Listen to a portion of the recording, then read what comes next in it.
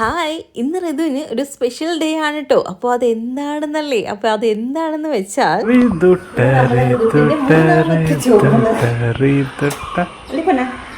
അങ്ങനെ ഇതാ നമ്മൾ ചോറൂണിനായിട്ട് വീട്ടിൽ നിന്ന് ഇറങ്ങിയിട്ടുണ്ടായിരുന്നേ.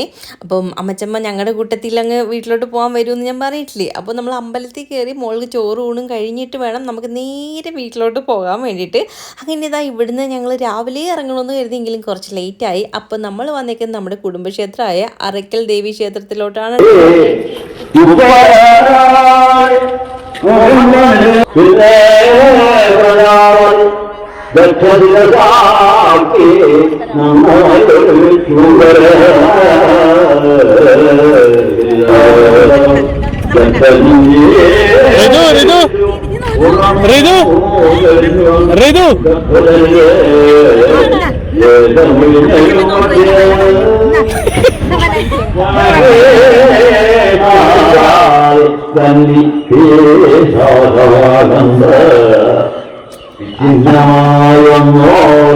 അമ്പലത്തിൽ വരുമ്പോൾ അവിടെ ഇറങ്ങി കാലൊക്കെ കഴുകി നമ്മൾ വെള്ളവും കുടിച്ച് ദേഹത്ത് കുടഞ്ഞിട്ടാട്ടോ നമ്മൾ അമ്പലത്തിലോട്ട് കയറുന്നത്. ശരിക്കും പറഞ്ഞാൽ അവിടെ ഇറങ്ങി എനിക്ക് വെള്ളം കോരാൻ പറ്റുന്നുണ്ടായിരുന്നില്ല, മോള് കയ്യിലിരിക്കുന്ന കാരണം. പിന്നെ അവിടെ ഒരു അമ്മ പെട്ടെന്ന് വന്നിട്ട് പറഞ്ഞു ഞാൻ കോരി തരാമെന്ന് പറഞ്ഞ ആ അമ്മയായിട്ട് പിന്നെ വെള്ളമൊക്കെ കോരി തന്നത്. പിന്നെ ഇത് ഋതുവിൻ്റെ മൂന്നാമത്തെ ചോറൂണ് ആയതുകൊണ്ട് തന്നെ ഇത് വലിയ ഗ്രാൻഡായിട്ട് നമ്മൾ നടത്തുന്നതില്ല, ചെറുതായിട്ട് നമ്മൾ ലളിതമായിട്ട് ഒരു ചടങ്ങ് എന്നുള്ള രീതിയിൽ നമ്മൾ നടത്തുകയാണ് കേട്ടോ.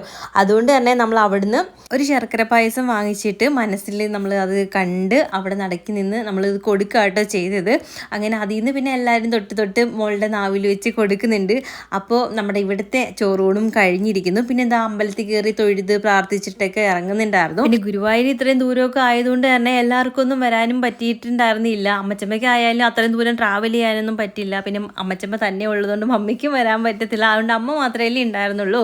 അതുകൊണ്ട് എന്തായാലും ഇവിടുത്തെ ചോറൂണിന് എല്ലാവരും ഉണ്ടായിരുന്നു കേട്ടോ.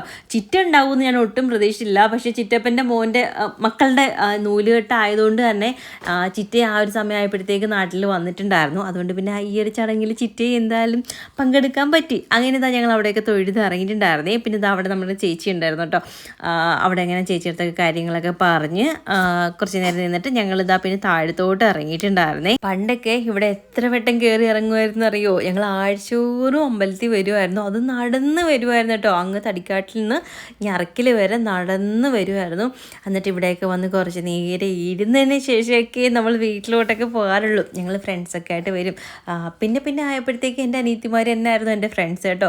അപ്പോൾ ഞങ്ങൾ 3 പേരും കൂടെ വരുമായിരുന്നു അമ്പലത്തിൽ. ഞായറാഴ്ച ഓറുമൊക്കെ വന്ന് തൊഴുതിട്ട് പിന്നെ പായസം കിട്ടുമായിരുന്നു. അങ്ങനെ പായസമൊക്കെ വാങ്ങിച്ച് കഴിച്ചിട്ട് പിന്നെ ചിലപ്പോൾ മലമേലും കൂടെ കയറിയിട്ട് അങ്ങനെ പതിയെ പോകുമായിരുന്നു. ഭയങ്കര രസമായിരുന്നേ.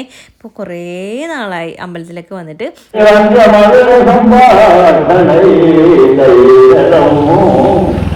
ഋതുവിന് പ്രഗ്നൻ്റ് ആയിരുന്ന സമയത്ത് ടെൻഷൻ അടിച്ച് ചാകാറായ ഒരു നിമിഷം ഉണ്ടായിരുന്നു കേട്ടോ. ആ ഒരു സമയത്ത് എൻ്റെ ടെൻഷനും എൻ്റെ സങ്കടങ്ങളൊക്കെ കൊണ്ട് തന്നെ വീട്ടുകാരും ഒക്കെ ഓരോരോ നേർച്ചകൾ അവിടെ ഇവിടെ എല്ലാം നേർന്നിട്ടുണ്ടായിരുന്നേ. ഓരോന്നും ഞാൻ നടത്തി വരുന്നതേ ഉള്ളൂ കേട്ടോ. ഇവിടെ നേരത്തെ യക്ഷിയമ്മ ഇരുത്തിയിട്ടുണ്ടായിരുന്നില്ല. അമ്പലം കെട്ടിയിട്ടായാലും അങ്ങനൊരു പ്രതിഷ്ഠ ഉണ്ടായിരുന്നില്ല കേട്ടോ. ഇവിടെ ആ ഒരു സ്ഥാനത്ത് ഒരു പനയായിരുന്നു നിന്നിരുന്നത്. ഒരു ദിവസം പനയിൽ ഇങ്ങനെ നമ്മുടെ ദേവി പ്രത്യക്ഷപ്പെട്ടിട്ടുണ്ടായിരുന്നേ.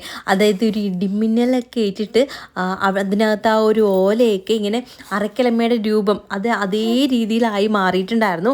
അതിനുശേഷം പ്രശ്നം വെച്ചൊക്കെ നോക്കിയതിന് ശേഷമാണ് കേട്ടോ ഇവിടെ യക്ഷിയമ്മ ഇരുത്തണം എന്നുള്ള രീതിയിൽ പ്രശ്നത്തിൽ തെളിഞ്ഞത്. അതിനുശേഷമാണ് അങ്ങനെ ഒരു പ്രതിഷ്ഠ ഇവിടെ ഉണ്ടായത് കേട്ടോ. അതൊക്കെ ഒരു സ്റ്റോറിയാണ് കേട്ടോ.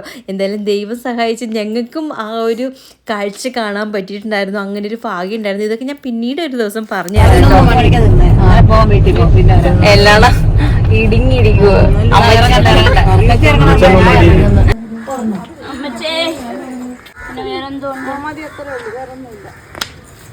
ഇന്നലെ ചിറ്റയൊക്കെ വന്നപ്പോഴത്തേക്ക് കുറച്ച് സാധനങ്ങൾ അവിടെ വെച്ചിട്ടാട്ടോ വന്നത്. എന്തായാലും നമ്മൾ വണ്ടിയിൽ ഇങ്ങോട്ട് വരുമല്ലോ. അപ്പം പിന്നെ ഇവർ ബസ്സിലെല്ലാം കൂടെ വാരിക്കൊണ്ട് വരണ്ടെന്ന് പറഞ്ഞിട്ട് പെട്ടിയും ബാഗും ഒക്കെ അവിടെ കാറിൽ തന്നെ വെച്ചിട്ടാട്ടോ വന്നത്. പിന്നെ ഇതാ വീട്ടിൽ വന്ന ഉടനെ പായസം കഴിച്ചിട്ടോ. എനിക്ക് ഭയങ്കര ഇഷ്ടമാണ്. മോൾക്ക് ചോറ് കൊടുത്തതിൻ്റെ ബാലൻസ് ആണ് കേട്ടോ. അങ്ങനെ പിന്നെ അതിൽ നിന്ന് കഴിച്ചു. പിന്നെ ഞങ്ങൾ ഈ ഡ്രസ്സ് ഉണ്ടല്ലോ, നമ്മൾ മോളുടെ നൂലുകെട്ടിന് എടുത്തതാണ് കേട്ടോ. അങ്ങനെ പിന്നെ ഇന്ന് അത് ഇടാമെന്ന് കരുതി. അത് അന്ന് ഇട്ടതിന് ശേഷം പിന്നീട് ഇതുവരെ ഇട്ടിട്ടുണ്ടായിരുന്നില്ല. മോൾ മോൾക്ക് പക്ഷേ അത് ടൈറ്റ് ആയിരുന്നു കേട്ടോ. പിന്നെ മോൾക്ക് ഞാനത് ഒരു പടിയും കൂടെ ചെയ്തതിന് ശേഷമാണ് അവൾക്കത് ഇടാൻ പറ്റിയത്.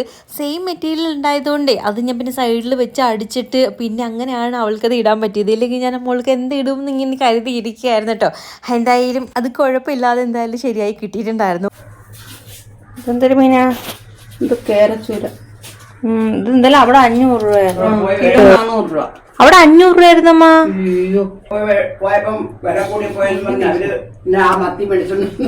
ശരിക്കും പറഞ്ഞാൽ നമ്മുടെ കൊല്ലത്തുനിന്ന് മീൻ എടുത്തുകൊണ്ട് വന്നാണ് ഇവിടെ ഉള്ളവരൊക്കെ വിൽക്കുന്നത്. പക്ഷെ ഇവിടെ റേറ്റ് കുറയുമ്പോൾ അവിടെ റേറ്റ് കൂടുതലാണ്. അതിൻ്റെ മറിമായം എന്താണെന്നാണ് എനിക്ക് മനസ്സിലാവാത്തത് കേട്ടോ.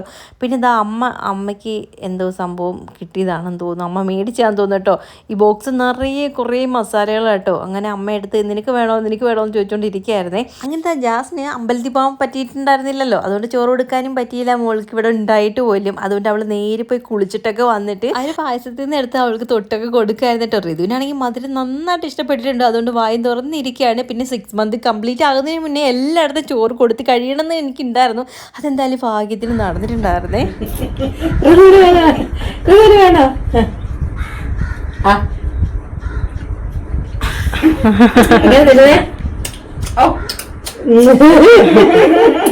പിന്നെ നമ്മൾ അമ്പലത്തിൽ നിന്ന് വരുന്ന വഴിക്ക് മമ്മി റോഡിൽ ഇറങ്ങിയിട്ടുണ്ടായിരുന്നേ. അങ്ങനെ വന്നപ്പോൾ എന്താ ഇതൊക്കെ വാങ്ങിച്ചിട്ട് വന്നിട്ടുണ്ടായിരുന്നു. നെയ്യപ്പം കഴിച്ചിട്ട് കഴിച്ചോ? ഉണ്ട്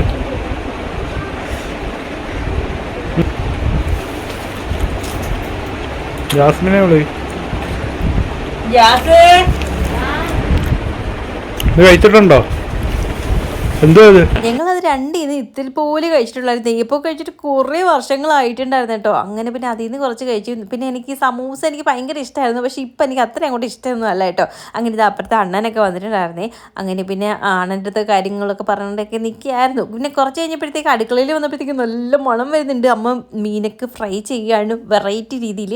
പിന്നെ ഇതാ മീൻതല വറ്റിച്ച് വെച്ചിട്ടുണ്ടായിരുന്നു. അതിൽ കുറച്ച് ഞാൻ അപ്പം തന്നെ ഞാൻ അകത്താക്കിയിട്ടുണ്ടായിരുന്നു. എൻ്റെ ഫേവറേറ്റ് ആണ് കേട്ടോ മീൻതല വറ്റിച്ച്. അതും നല്ല ചാളമീൻ്റെ മീൻതല ഉണ്ടെങ്കിൽ അടിപൊളി ടേസ്റ്റ് ആണ് കേട്ടോ. അങ്ങനത്തെ ഫുഡ് കഴിക്കാൻ സമയമായി. പിന്നെ അമ്മയുടെ അല്ല മമ്മിയുടെ വെറുമ്പുളി ഉണ്ടായിരുന്നേ. മമ്മിയുടെ വെറുമ്പുളി എൻ്റെ ഫേവറേറ്റ് ആണ്. ഞാൻ വരുമ്പോഴെല്ലാം എല്ലാം ഉണ്ടാക്കി തരും. പിന്നെ മീൻകറിയും തോരനും മീൻ വറുത്തതും ഒക്കെ ഉണ്ടായിരുന്നു. എല്ലാം കൂടെ ചേർത്ത് നല്ലൊരു പിടി പിടിച്ചു. അത് കഴിഞ്ഞിട്ട് ഞങ്ങൾ കഴിച്ചു കഴിഞ്ഞപ്പോഴത്തേക്ക് പിന്നെ അമ്മമാരൊക്കെ കഴിക്കായിരുന്നു. പിന്നെ നന്നായിട്ട് മൂക്കുമുട്ടെ തിന്നിട്ട് കിടന്ന് നല്ല ഉറക്കമായിരുന്നു. ഇവിടെ വരുമ്പോൾ ഞാൻ നന്നായിട്ട് കിടന്ന് ഉറങ്ങും കേട്ടോ. അതാകുമ്പോഴത്തേക്ക് ഋതുവിനെ അവരുടെ കയ്യിൽ ഏൽപ്പിച്ചിട്ട് കിടന്ന് ഉറങ്ങാൻ പറ്റുമല്ലോ. അങ്ങനെ ഉറങ്ങി എഴുന്നേറ്റ് തുണിയൊന്ന് മടക്കി വെക്കുന്നുണ്ട്. നമ്മൾ ഇട്ടോണ്ടുന്ന ഡ്രസ്സ് ഞാൻ അങ്ങനെ ഇട്ടേക്കായിരുന്നു. പിന്നെ അതൊക്കെ ഒന്ന് മടക്കിയൊക്കെ വെച്ചു.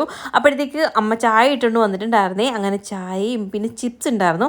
അങ്ങനെ പിന്നെ അതും കഴിച്ചിട്ട് ഞങ്ങൾ ഇനി ഇറങ്ങാൻ പോവാണ്.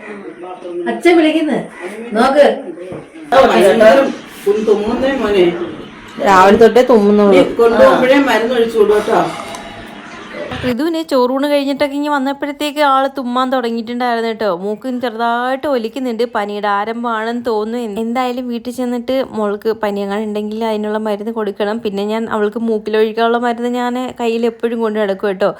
പാരസെറ്റമോളിൻ്റെ ആയാലും ഇപ്പോൾ പനിയൊന്നും ഇല്ല, പക്ഷെ മൂക്കലിപ്പേ ഉള്ളൂ. അതുകൊണ്ട് ഞാൻ മൂക്കിൽ മരുന്ന് ഒഴിച്ച് കൊടുത്തിട്ടുണ്ടായിരുന്നു. ഇനി വീട്ടിൽ ചെന്നിട്ട് ഒന്നും കൂടെ ഒഴിച്ച് കൊടുക്കണം. അങ്ങനെ ഞങ്ങൾ പോകാൻ ഇറങ്ങി. അമ്മച്ചമ്മയുടെ അടുത്ത് ഞാൻ പറഞ്ഞതാ ഇവിടെ കുറച്ച് ദിവസം കൂടെ ദില്ലി പോകണ്ട, നമുക്ക് അമ്പലത്തിൽ പോയിട്ട് തിരിച്ചിങ്ങ് വരാമെന്ന്. പക്ഷെ ആള് പിന്നീട് വരാം എന്നൊക്കെ പറഞ്ഞിരിക്കുകയാണ് കേട്ടോ.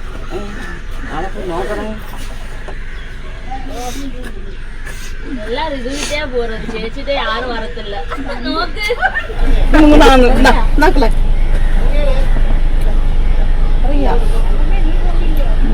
അങ്ങനെ എല്ലാവരോടും യാത്രയൊക്കെ പറഞ്ഞ് ഞങ്ങൾ ഇറങ്ങി. തിരിച്ച് വരുന്ന വഴിക്ക് നമ്മൾ അറക്കൽ ദേവി ക്ഷേത്രത്തിൻ്റെ ഫ്രണ്ടിൽ കൂടെയാണ് കേട്ടോ വന്നത്. വരുന്ന വഴിക്ക് കുറച്ച് നേരം ഋതു പാട്ടൊക്കെ കേട്ട് ഇങ്ങനെ ഇരുന്നെങ്കിലും കുറച്ച് കഴിഞ്ഞപ്പോഴത്തേക്ക് ആൾ നന്നായിട്ട് ഉറങ്ങിയിട്ടുണ്ടായിരുന്നു. അങ്ങനെ നമ്മൾ കൊല്ലത്ത് വന്നു. പുന്തലത്താഴത്ത് ഇറങ്ങിയിട്ട് അവിടുത്തെ സൂപ്പർ മാർക്കറ്റിൽ കയറി റാഗി മേടിച്ചിട്ടുണ്ടായിരുന്നേ. അതായത് മോൾക്ക് ഇനി ആദ്യമായിട്ട് കൊടുക്കുന്ന റാഗി തന്നെ കൊടുക്കാമെന്ന് കരുതി അങ്ങനെ അത് വാങ്ങിച്ചു. പിന്നെ ഒരു പ്ലം കേക്ക് മേടിച്ചു. ഈ ഒരു വീഡിയോ എടുത്തേക്കുന്നത് December 31 ന്യൂ ഇയറിൻ്റെ തലേന്ന്. അങ്ങനെ ന്യൂ ഇയർ ആയതുകൊണ്ട് ഒരു കേക്ക് മേടിച്ചിട്ടുണ്ടായിരുന്നു. ഋതുവിൻ്റെ ഫസ്റ്റ് ന്യൂ ഇയർ അല്ലേ, അതുകൊണ്ടൊരു കേക്ക് കട്ടിങ്ങിൽ അങ്ങ് തുടങ്ങാമെന്ന് കരുതി ഒരു 12 മണി ആകുമ്പോഴത്തേക്ക് അങ്ങനെ വീട്ടിലൊക്കെ വന്നു. ഇനി ബാക്കി വിശേഷങ്ങളൊക്കെ അടുത്ത വീഡിയോയിൽ കാണാം. അപ്പോൾ ഇത്രയൊക്കെ ഉള്ളൂ. Tata, see U.